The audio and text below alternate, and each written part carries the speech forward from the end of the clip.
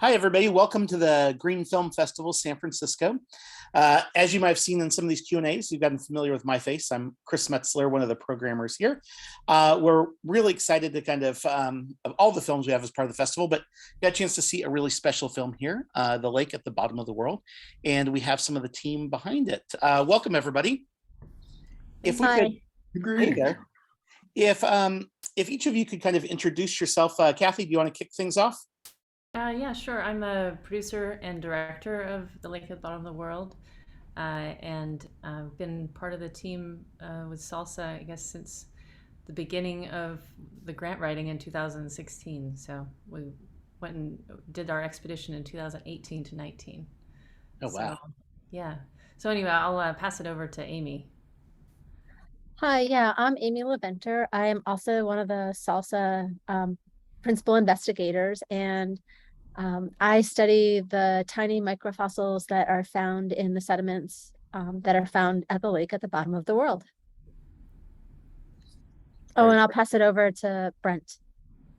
Hi, my name is Brent Christner, also a member of the Salsa Project, and I'm a microbiologist who also studies tiny things, but the tiny things that are still alive in the lake at the bottom of the world. Off to Dennis, I'll pass it. Yes, I'm Dennis Stooling. I'm involved in the drilling side of it. I was the lead on the drill team that helped design and build this equipment to get the scientists down to where they needed to be. Very cool. It's a cool adventure to kind of see. I mean, maybe a good place to start is, Kathy, how, as you were kind of conceiving of the story, how much of it was things that you kind of knew that you already wanted to kind of capture versus what sort of impromptu storytelling, based on what was going on, happened? Well, I think because this project was so, massive and an undertaking, I really didn't know what was going to happen. I was told repeatedly that we may not even find water. we may not. We were pretty sure we would, but we didn't know what we were going to find, and if it was going to be easy to get there. We had a difficult time with the drill. It was acting up sometimes, and so I went with an idea of the most hopeful story that I could imagine, which is that we were successful in finding the lake. And I'm happy to say that it came out exactly how I'd hoped. I mean, obviously there are things that happened along the way that I didn't expect, and moments that I thought were better than I could have imagined. So yeah, that was true. But I felt like I was always on my toes because I didn't really know when it was all going to be over with. So I felt like I was always needing to film things. Yeah. Cool. And, I think one of the things people are often, wondering about is the presence of a camera and filming, like, how does it feel to kind of be on the other side? So, Dennis, Amy, and Brent, how did the making of the documentary kind of affect the work you did, or did it even affect some of the ways that you kind of looked at the work that you were doing?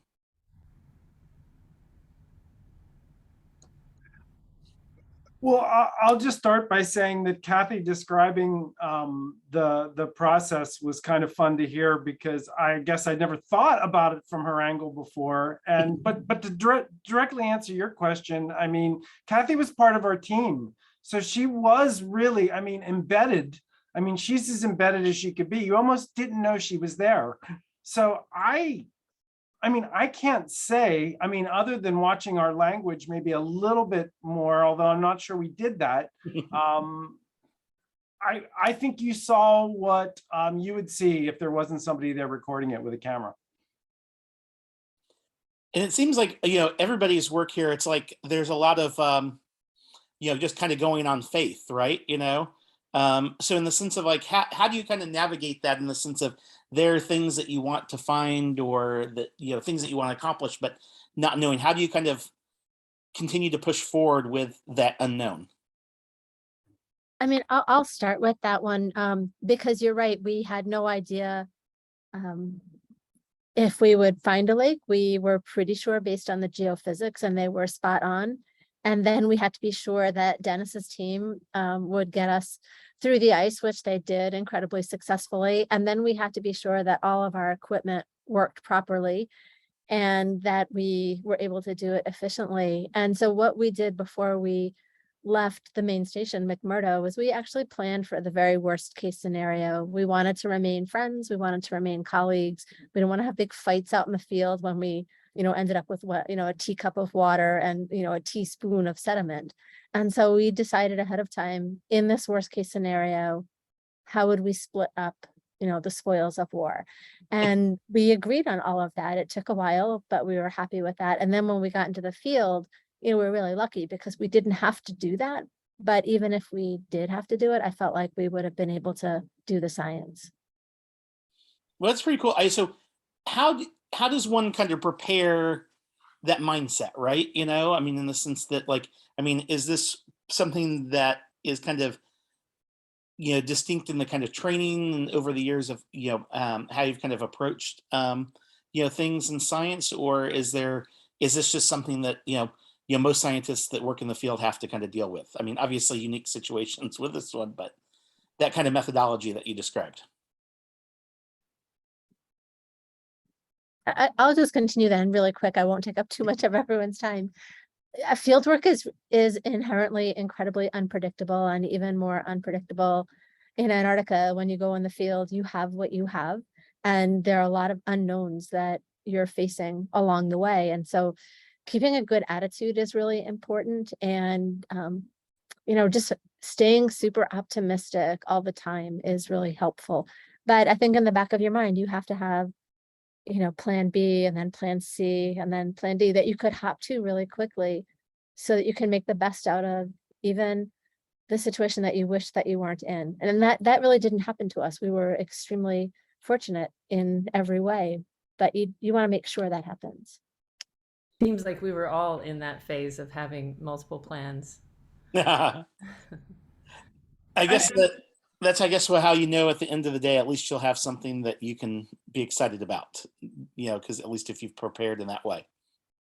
In some ways, this is a bit of a kind of an adventure film. And so each of you had to kind of deal with some, different environmental circumstances. It's like, so how does one kind of operate in that sort of environment? I mean, from, doing the kind of the field work and the drilling that you do to, just even like camera operation and things. Like, what are kind of the ways that you kind of uniquely prepare for this environment? And I'm going to answer that from the drilling side. The one thing you have to remember when you get out there is, like it's been said, we're on our own. There's no support, you can't go to the corner store and buy the corner drill part, So what you have to do is just be ready to go completely outside the box to solve all your problems. So it's always good to put together a drill team, which we had. The people that worked with me were very good, and just get outside the box, re-engineer,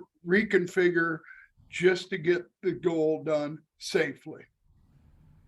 So yeah, I can imagine. And like when with the things that were going on, like I guess just thinking of kind of posterity now with the film done, is like what are some of the things that you kind of learned from some of the research that was being done from this trip, or takeaways? Well, one thing that I'll say is that looking back on this, what we didn't really know is that the lake that we looked at least the microbes that live in that lake have their cousins live in a lake that is under ice, but is in the adjacent ice stream. The implication to that is that they're connected in ways that mean that underneath the ice is a whole community of microbes that, just live there. So that is sort of one of the sort of larger perspectives that we've gained from being able to get into the system, being able to bring the samples back safely, and then be able to analyze them in such a way that allows us to look at these very fine scale evolutionary relationships. And just as a kind of a background for each of you, what drew you to the area and know that this was kind of the place that you wanted to kind of do research in? Was it just serendipity, or how did how did you kind of all find yourself on this project? It probably wasn't the warmth. No. Actually, it's a beautiful environment, but I think I should leave that to the scientists to refer to, because I actually came onto this project with John Priscu. After walking into his office, he said, "Oh, I should put you on the next grant," and so I was an add-on as opposed to the one that came up with this idea, obviously. Well, yeah. Is there in the sense of like, did you guys always know that you wanted to kind of do research there, or is it just did opportunities just kind of present itself? I guess I'll go and then maybe Brent, but so I've been working in Antarctica since the early 1980s, and I just really like to be outside. I like to solve puzzles. I was really interested in the puzzle of climate change. And so I started working there for my PhD. I probably could have ended up anywhere, but because that's where I started my research career, I just fell in love with the landscape. I really enjoyed being able to be on my own, in many cases, just a field team of 2, 3, or 4 people away from everything for a couple of months at a time. So I think I was drew there really by the adventure, but I stayed there for the scientific questions that we can answer. And so over time, my questions have, I think, gotten bigger. So I started looking at really the time scale of deglaciation, maybe 10 to 15,000 years ago. And then for this project, using the sediments at the bottom of the lake to try to understand when was the last time that this lake was covered by an open marine seaway, as opposed to, this big ice sheet that sits on top of it. And in that case, we ended up looking at things that were on the order of many millions to tens of millions of years old, the ages of the fossils that we found in the sediments. So the question is always the same, how do we lose ice over time? Cool.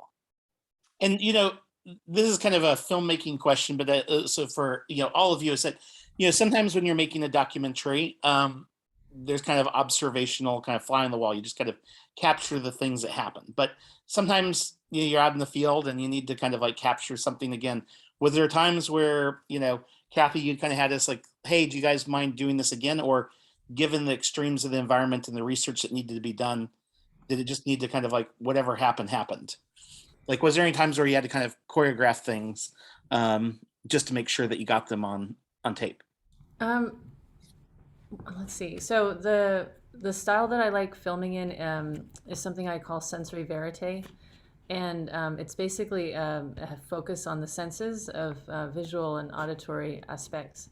And it kind of comes from that filmmaking style of sensory ethnography. But with that is a verite style from the original French cinema verite with Jean Rouch and Edgar Morin. So back in the 60s, that's when they started thinking about verite. And it really is an attempt to try to, kind of do observational, but allow for the camera to be part of the film itself, so that the fact that you film a group of people does actually change their behavior, probably, even if it's in their subconscious. And like, I love that Brent felt like it was just as it would have been, because I think it felt like I was just part of the team as well. But I think that it's fair to say that the camera can change people. And I think that I went into it thinking, okay, so I'm going to allow for the camera to change people a little bit.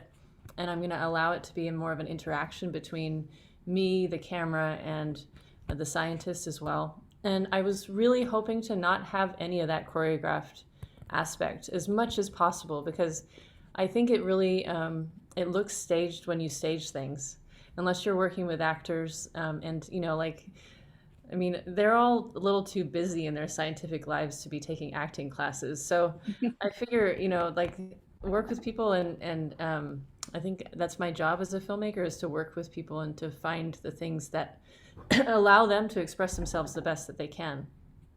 And so I think there were probably times where I was like, could you just walk into that door? Like I did have Dennis do that when he went to his interview. I was like, hey, Dennis, can you walk into that door for me? You know, like, and he walked into the door, but he was going to do that anyway. But he Right. did a really good job. I think I had him do it twice. Yeah, walking's my specialty, so. I don't know. Do you two remember anything, or all three of you remember anything?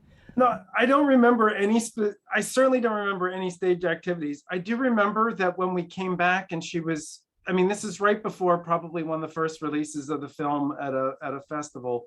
She actually asked us to, the most choreographed thing I could think of, she asked students to make statements, students and some of the researchers to make statements about what we learned. It was a great idea, but that's when she learned what terrible actors we were, because when we actually heard the results, it was so laughable. We're terrible actors. Yeah. Well, it sounded like you all read it, so yes, we threw that out and we went with text in the end. I mean, I think it was better anyway to have the text. Yeah. And obviously the world's changed a lot, in the last couple of years since the research has. Have you guys been back yet, or how has kind of the pandemic affected the kind of the research and the work that you guys were doing on the ground there? It's affected things, yeah. I think it's affected everybody a lot in, every way that you can imagine, personally, but I would also say scientifically, a lot of research in Antarctica had been shut down because of the fears of bringing COVID to such an isolated place and being able to care for an outbreak of COVID in Antarctica. And it's also greatly decreased our ability to get together in person to talk about our science, or maybe to go to each other's institutions. We've been fortunate. We have been meeting every month on Zoom, which has been great and has kept us together scientifically. But I think we all really miss spending like real time with each other. And curious, I had for you, Dennis, I can't remember if it was covered in the film. Do you primarily specialize in kind of cold weather environments or Antarctica, or do you kind of do different drilling operations all around the world? Or No, just cold weather and ice drilling, and more specifically, hot water drilling, because right now that's one of the best, the only good way to get a clean access into lakes and doing science like that for them, to get science for them. So I pretty much specialize hot water drilling and mostly on the bigger projects. Oh, wow. And question for you, Kathy, as we kind of wrap things up. Did you edit any of the film while making it, or was it basically you filmed it and it's just like you brought it home and then started kind of pulling together the story? What was the editorial process? Oh, yeah. So I guess we captured everything that we needed. We did do some sort of picking through things to find some good shots and, put things on social media. But then I received additional funding from the National Science Foundation to hire an editor. And so Tony Hale, who's not on this Zoom with us right now, but he was the one who we worked with. And I think his editorial style, we really gelled well in doing that. So we had so many conversations about how to edit it, and we actually did a lot over Zoom because he lives in Brooklyn. So yeah, it was a really great collaboration. The editorial process was with Tony, and then we had obviously the color correction and sound design as well. So yeah, it was really nice to share the footage with other people to help tell the story, especially who weren't there. I think that helps a lot. Nice. And as we wrap up, I mean, for those who've seen the film, they're kind of interested in kind of continuing to follow you guys' work. What's the best way to do that? Oh, to follow the work of the science? Yes. Yeah, so we have social media accounts under Salsa Antarctica. So if you are on Instagram or Facebook or Twitter, we have those. I think probably the Instagram account is the one that we've been activating the most. But but yeah, soon the film will be out, will be distributed. So I think probably by January 2023. So look out for that. I'm not sure what platforms yet. Very cool. So everybody, yeah. So look up Salsa and Erica on Instagram, follow it, and obviously go and post and let people know you saw this great film and be on the lookout for it here later in the year. Thanks again for joining us, everybody. Really appreciate it and excited to have you as part of the festival. Yeah, Thank thanks so you. much for having us. Thank you. Sure, guys. Thanks.